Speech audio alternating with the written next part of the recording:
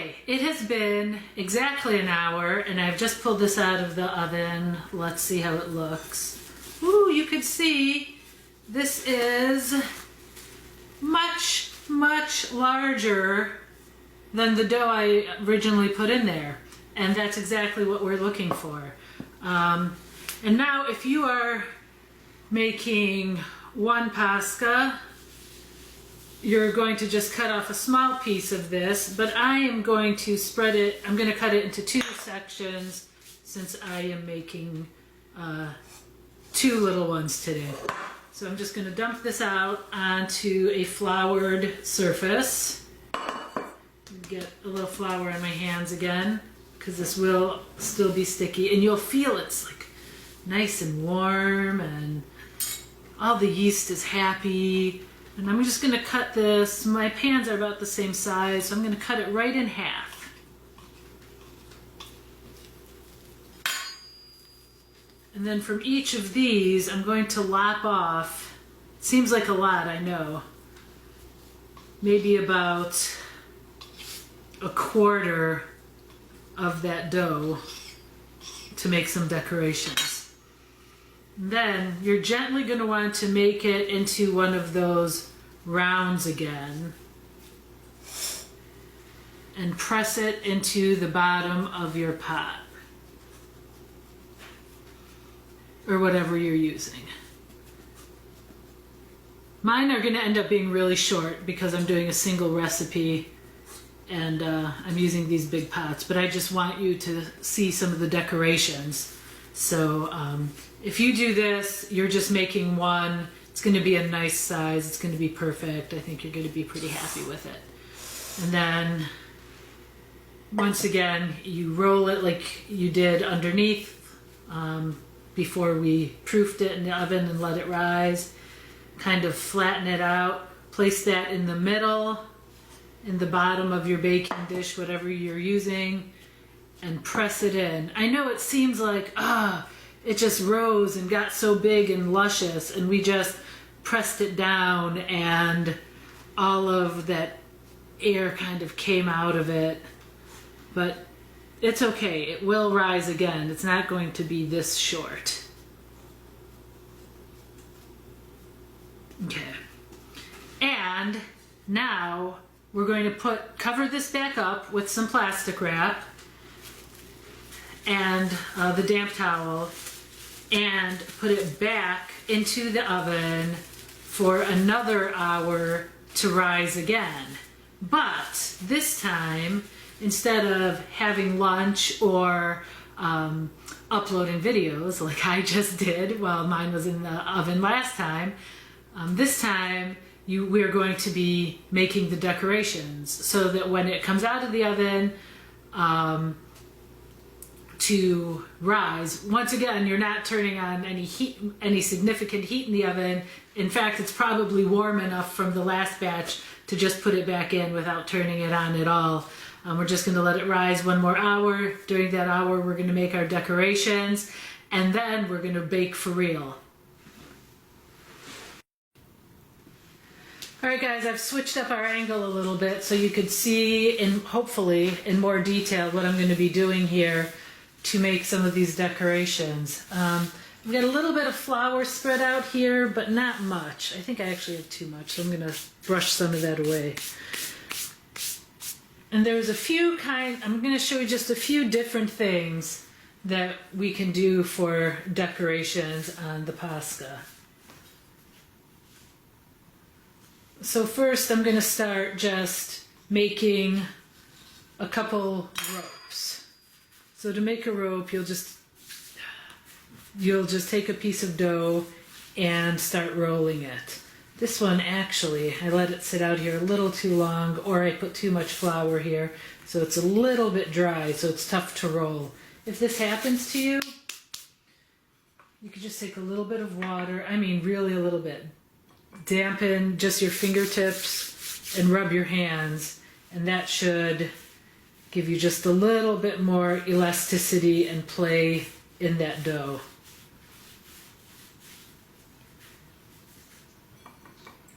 Okay, learn from me. Don't put too much flour out here on the first point, in the first at first. You could always add more. Okay, now I'm cooking with gas. So I've got this going. What you're doing is as you're rolling, you're also stretching towards the outside. Roll and stretch.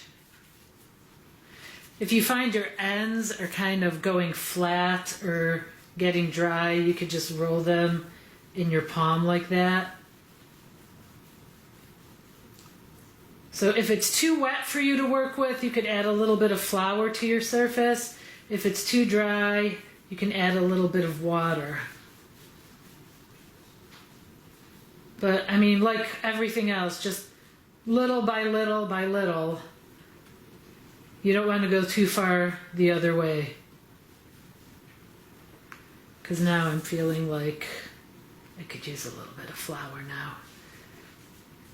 Okay, so we have a nice rope rolled out. You're going to want to take it a little further than you think you need to.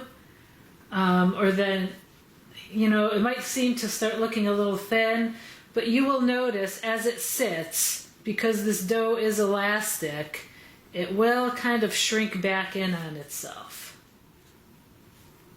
Oops, curly Q. Okay, so once you have one, I move it off to the side and I kind of try to press those edges down to keep it from shrinking up too much. And then I'm going to do another one and try to use a piece of dough that was about the same size.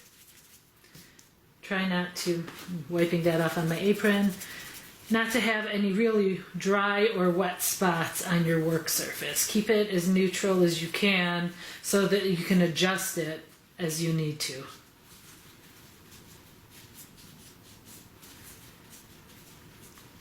And use, you know, don't be afraid to use the palm of your hand here and your fingers. Sometimes it helps, like if you're using your fingers as you go, you can also spread your fingers out, and that kind of helps to stretch it as you go. And do your best to keep it even. I mean, it does take a little practice to get the hang of this. And what you're looking for is a rope that is about the same thickness as the one you just made. And you know what? So I could show you a couple different things.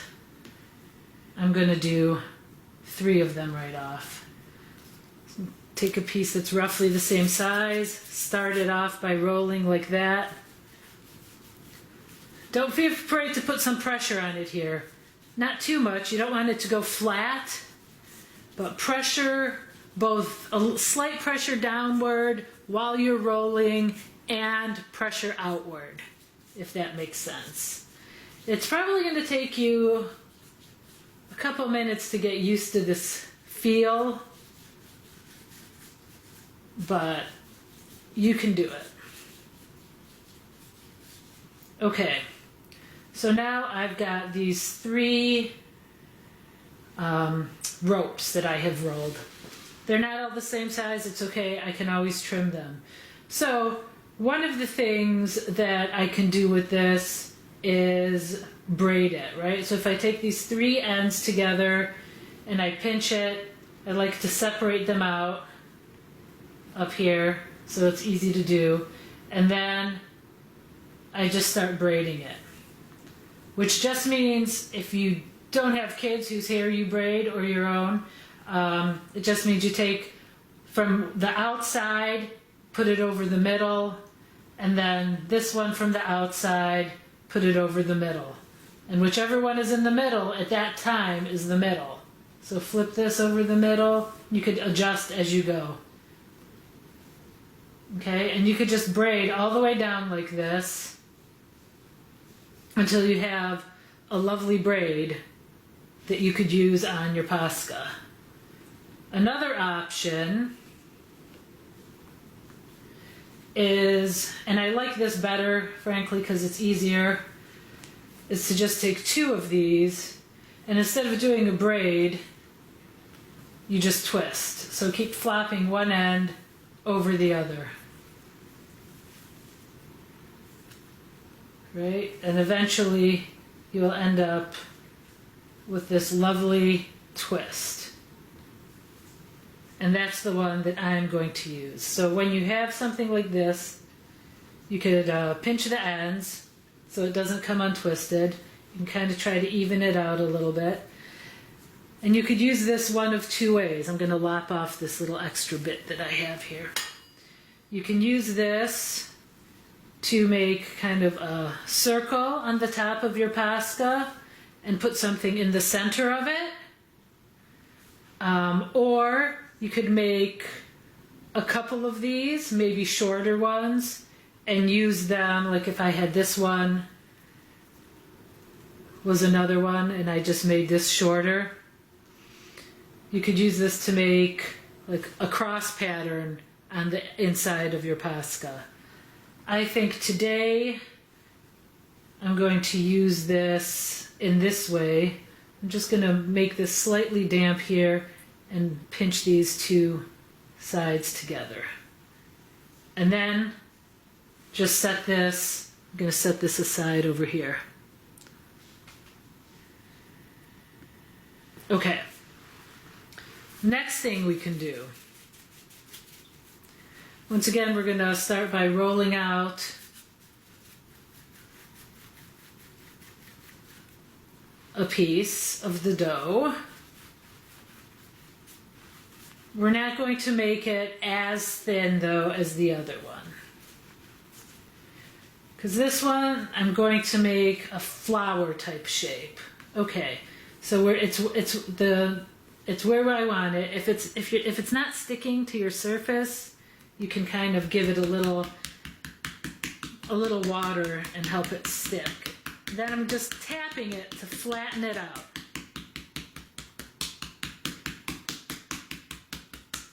Okay. This is actually going to be a pretty fat one, but. And then I take a butter knife and I just cut these little slices on it, on one side. So about 1/2 to 3/4 of this flattened surface I'm making cuts on. And just take it all the way up to the edge. They don't have to be perfect. I mean, you could use a sharper knife if you want, but this usually does the job. And then once I'm done with this, I'll flip it, because you'll have deeper cuts on the other side, and just start rolling it. And try to keep this bottom part flat. That's the trick. Okay. And once you get here, you just tap this into place. It should still be a little moist from being attached to your counter. And you can tap it and kind of spread these open a little bit.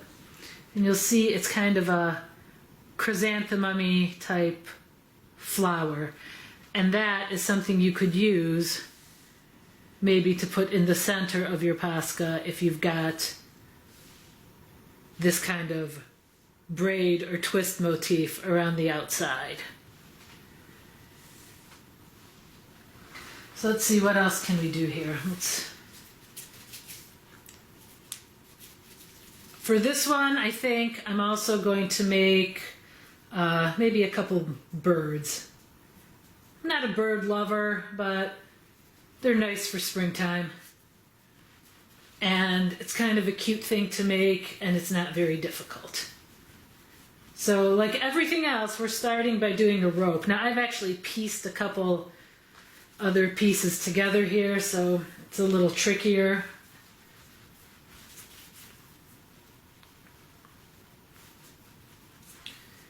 And I've got some lumpy spots, but it's okay. It's all going to work out in the end. Just keep working on it.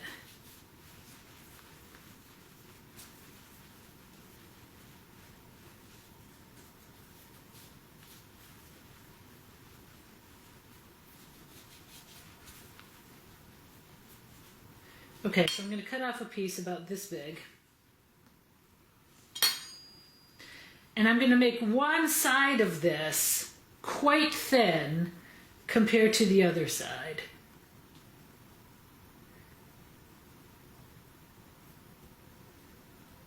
So you're kind of doing a long cone shape. I'm putting a lot more pressure on the right side of this. Can you see what I'm doing there? So you're kind of developing this cone, or kind of a horn shape, however you want to think about it.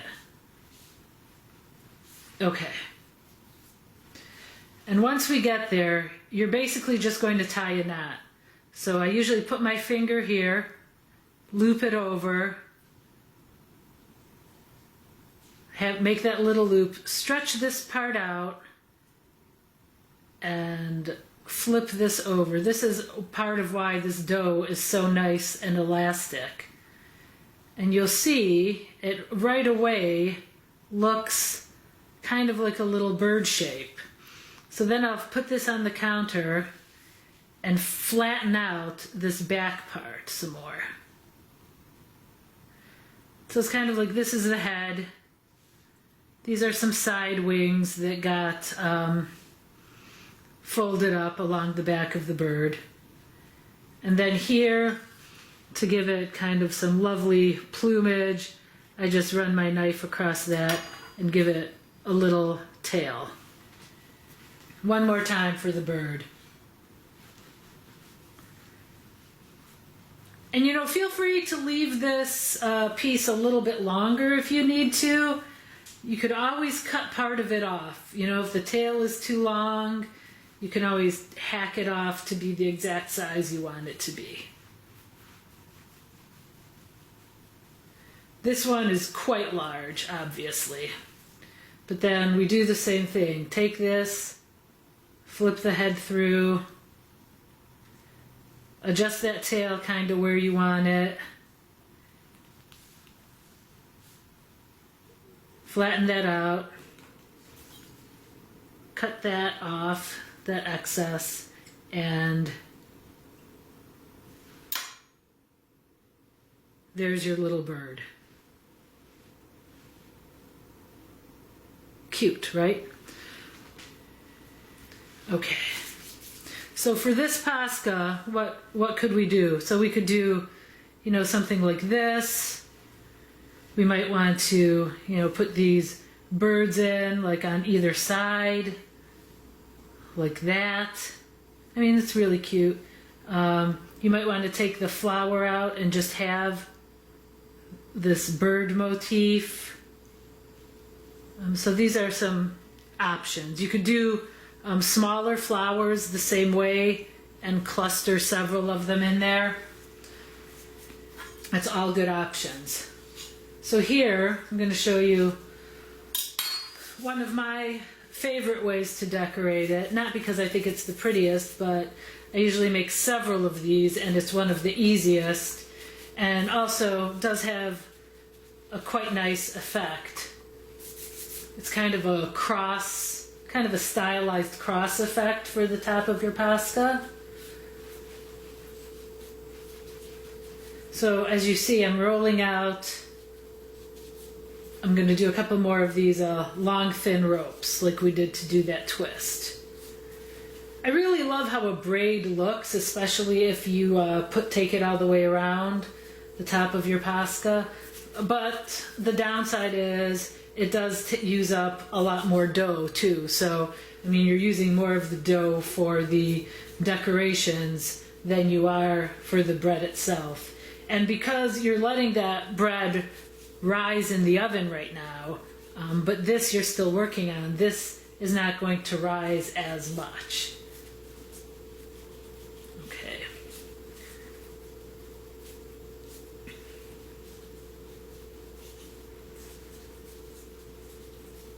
Here we go. So we've got these two ropes. I'm going to cut them so they are roughly the same size, because symmetry is pretty. And when you cut it, I always cut a little extra. So from my angle, it would be exactly even if I cut here. But I'm probably going to give it an extra inch. I could always cut some more, but quite often when you cut it, it shrinks up a little bit. as you could see, it just did that. So now they're pretty much the same length. And all I do with this is I start curling it in opposite directions each way. So you just start spiraling from this side and also spiraling from this side, and try to keep your sides even until you have just that little space in between. Then you're going to do the same on this one. Make sure your spirals go the same way.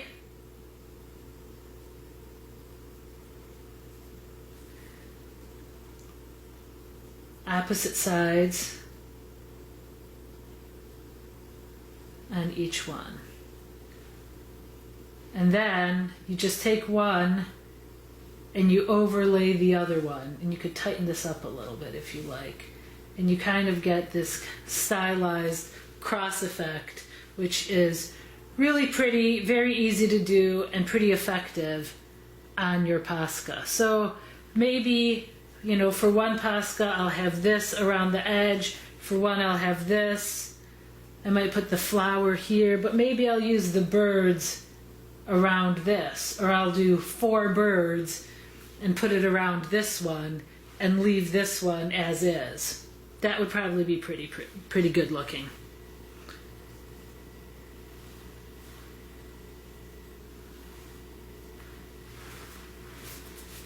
There's other things you could do with your Paska as well. You could, you know, this dough is pretty forgiving and pretty flexible. So if you want to do a flower, but you don't love that flower, you can just roll a ball and kind of squish that down and make that the center of your flower, and then cut other pieces of dough and roll them into more of a football or petal shape. And you could just put this on your Paska, you know, make them, you'd do a better job than I'm doing right now, because I'm just rushing through it to give you some ideas. But you could do several petals and take it all the way around and just put that on your Paska and have a flower that looks like that. And that's actually can be really effective and really pretty too. I'm going to show you one more cross motif, I think. So it's going to be really similar to the one I just showed you, in that you do 2 coils like this, 2 of these ropes. And I took too small of a piece for this, so I'm just going to use these 2 big chunks. Because you want this one to be a little bit thicker than those other ropes, and you'll see why in a second.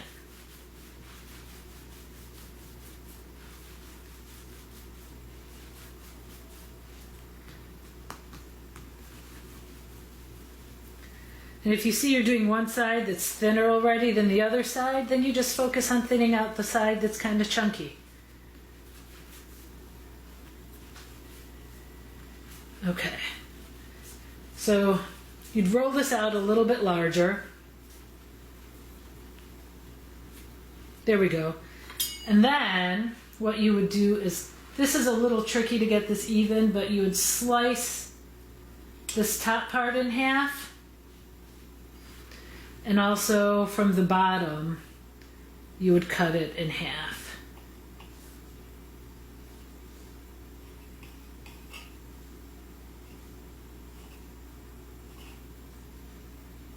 You want to keep it pretty even, how long these cuts are on each side. Okay, so that's pretty close. And then you could do a similar thing where you roll this part in like this. You might want to smooth this out a little bit. But you could roll these in this way and this way. And then you would, so kind of dog bone style, but then you would do another one exactly the same and lay it across in this direction and have a cross motif like that. Actually, since I cut that side, this side is probably prettier. And then you could roll it to the outside, which this is my personal preference, actually.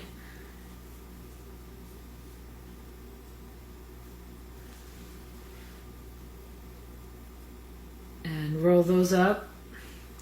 And then you would also do one the opposite direction and have kind of more of a Maltese cross kind of vibe. So I guess I didn't have to destroy that. So these are some of the basic options you have for creating your design on top of the Paska. So once you have made these, just let them sit out on your counter. You might want to make more than you necessarily need for your Paska in case all of a sudden when you're placing it on there, it seems like, oh, I think I'd prefer this, or this is maybe too big, or I'd like to add this. Then you have some options on playing around with it. And then once your Paska has risen for another hour, you're going to come back, you're going to need this, you're going to need your egg, a little bit of water, and your basting brush, and your toothpicks, and we will actually decorate and get the Paska baking. Good luck, everybody.